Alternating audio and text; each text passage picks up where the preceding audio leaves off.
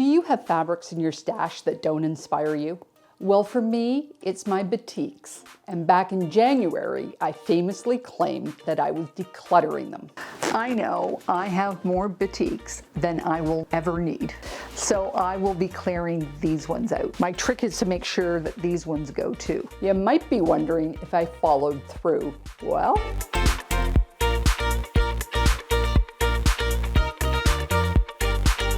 hi, I'm Karen Brown of Just Get It Done Quilts. I give you tips, tricks, and strategies to help you make the quilt that you want to make. And if you like what you see, please click that subscribe button. If you have been quilting for 5 years or more, chances are your tastes have changed. With every project, you discover what colors you prefer, what techniques you enjoy, and the style of quilts that you like to make. So when we declutter our fabrics, we need to take a look at those original fabrics that we purchased and ask ourselves, why do we still have them? I had to ask that question with this pile of Batiks that I purchased over 8 years ago. They were for my 4th of July quilt. And if you watched my video telling the story of that quilt, then you know that I accumulated 3 times the amount of fabric that I actually needed.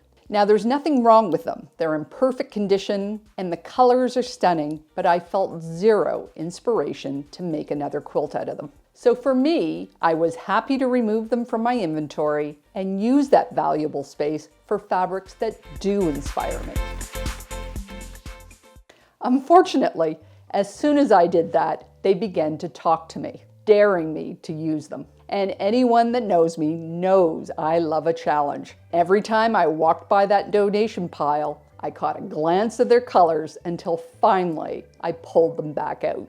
Because suddenly I had a purpose for them. Every year, my friends make baby quilts for a local hospital's new parent program. And I thought I'd just do something simple with all the bright colors. I would take my ugly quilt block technique to make some wonky 4 patches. And just turn the fabric into crib-size quilts. To make a wonky 4 patch, stack 4 squares. Make a random vertical cut, then take the top fabric from the right and place it on the bottom of the stack. I was using fat quarters, so my squares were 8.5 inches, and I have 4 squares per fat quarter. I chose to cut on a different angle for each stack. Then I paired them up and sewed them together. And then using a really good ironing technique, I pressed. Then we do it all again. We stack our 4 squares, make a 90-degree turn, and then make another random cut. Take the top 2 pieces from the right and then put them on the bottom. Sew the fabric together and then press. This makes 16 squares, and when you sew them together, that should make a 32 by 32 top. I made 2 quilt tops, but as I was adding some 4-inch borders, I was miserable. So I had to stop and question what I was doing. I had made a promise to myself at the beginning of the year to make more quilts that challenged and pushed me. But with these kits, I have fallen back into my habit of making fast and easy. I now felt very confident that my original decision to declutter the Batiks was the right decision. I gave the quilt tops a good press and then put them aside. Grabbed all the fabric and put it back in the donation bin. Now, another part of the declutter challenge was dealing with scraps. I've gathered up a lot of my Batik scraps. Much of this came from my 4th of July quilt.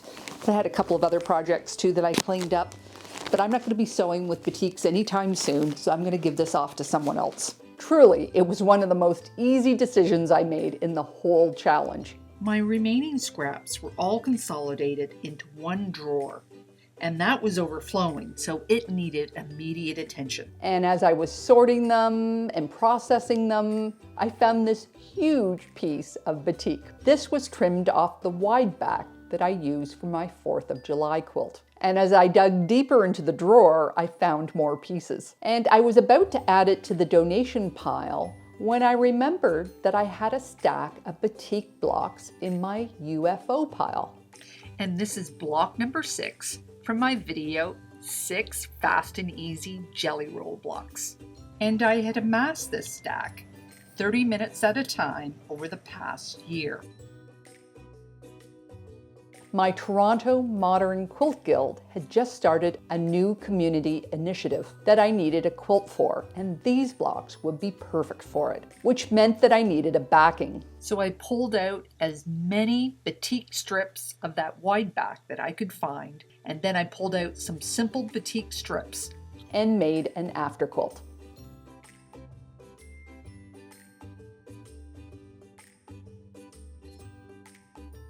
I chose to quilt it with yellow thread on the front and blue thread on the back, and I used this dynamic panto to quilt with.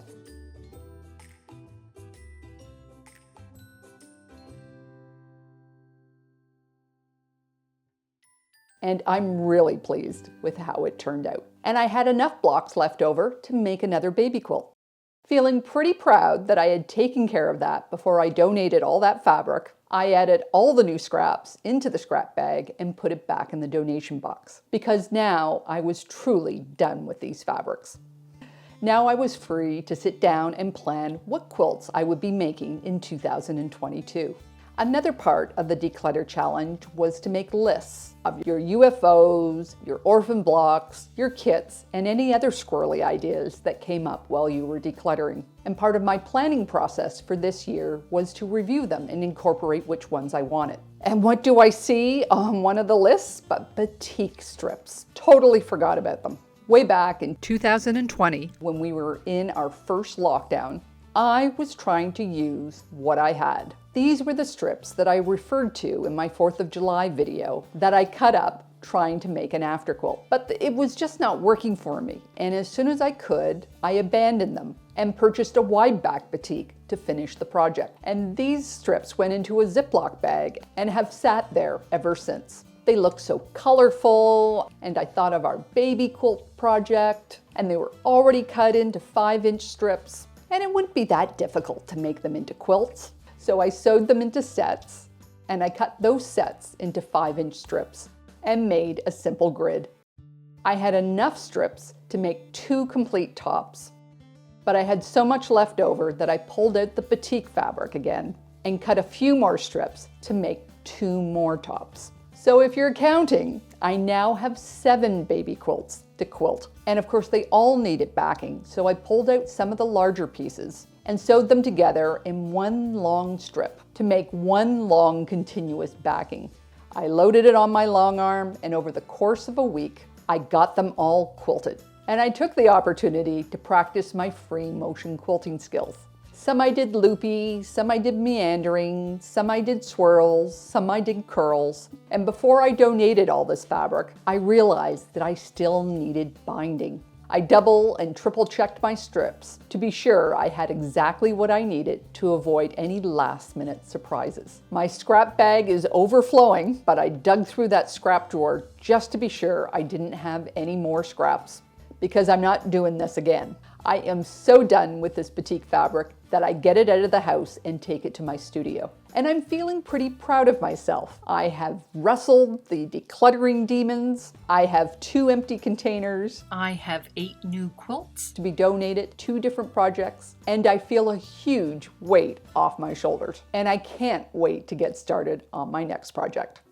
I have decided on my short list of 3, and I am lining them up ready to go when what do I find tucked in between 2 old UFOs? One more orphan batik project. I don't even remember when I made this or even why, but at least I have an idea of what I intended to do with them. I made the strips a little bit longer by adding to the top of them. and I arranged them to make this meandering, bargello-ish pattern, then trimmed it up to make it square. And I do the same with the other set. I hate to say it, but I do need to retrieve my scrap bag and my fabric from the studio to complete the tops, to find more backing and more binding. And I made 2 more baby quilts. Final count, 10 quilts. And just to be sure that there is no going back, I take all the new scraps and all the remaining fabric and I seal it in a box to go off to a new deserving home. Because I am done with my batiks. If you'd like to see the story of me making the 4th of July quilt, I'll leave a link here. And if you're a member of Karen's Quilt Crew, go to my channel page and click on the community tab for upcoming events and behind the scenes photos. Take care, and I'll see you next time.